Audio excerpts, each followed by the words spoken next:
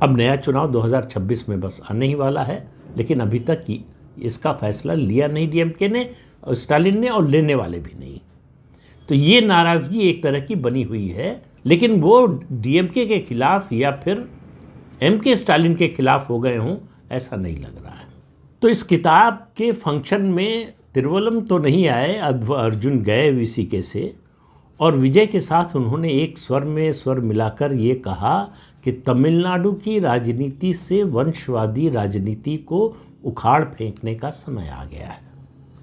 और ये भी कहा कि भले ही तिरुवल्लम आज इस कार्यक्रम में नहीं है, लेकिन हम जानते हैं कि उनका दिल यहीं पर है। हालांकि वीसीके की ओर से जो है वो स्पष्टीकरण दिया गया कि तिरुवल्लम इससे सहमत नहीं है। अध्व अर्जुन से जो है इसके बारे में स्पष्टीकरण मांगा जाएगा कि उन्होंने ऐसा बयान क्यों दिया। ये भी याद रखिए कि अध्व अर्जुन जो है वो लोकसभा चुनाव से पहले वीसीके में शामिल हुए हैं, बहुत पुराने नेता इस पार्टी के नहीं हैं, लेकिन वो बहुत स्पष्ट रूप से डीएमके और स्टालिन परिवार के खिलाफ नजर आ रहे हैं, और उनके निशाने पर उदयनिधि स्टालिन है। और मैंने जैसे पहले बताया कि अन्नामलाई अपनी राजनीति की रीपोजिशनिंग कर रहे हैं।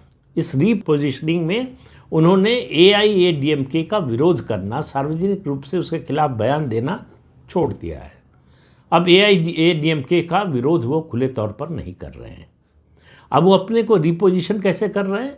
वो अपने को विजय और उदयनिधि स्टालिन को चुनौती देने वाले नेता के रूप में अपने को पेश कर रहे हैं।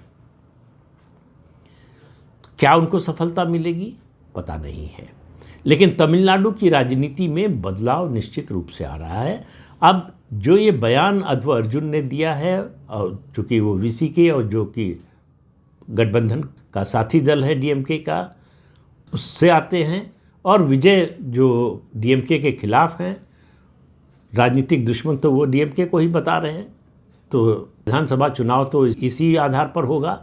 उन दोनों को मिलाकर अगर आप देखें तो वो चुनौती असल में जो दे रहे हैं डीएमके को, उदयनिधि स्टालिन और एमके स्टालिन को, उसके कारण डीएमके का जो गठबंधन है उसमें बड़ी बेचैनी है। सवाल ये भी खड़े किए जा रहे हैं कि क्या ये गठबंधन 2026 के विधानसभा चुनाव तक चलेगा, क्योंकि अगर वीसीके अलग हो जाती है तो ये गठबंधन बहुत कमज़ोर हो जाएगा। केवल जनाधार की बात नहीं है, समर्थन की बात नहीं है, बात है जो इसके कारण जो धारणा बनेगी,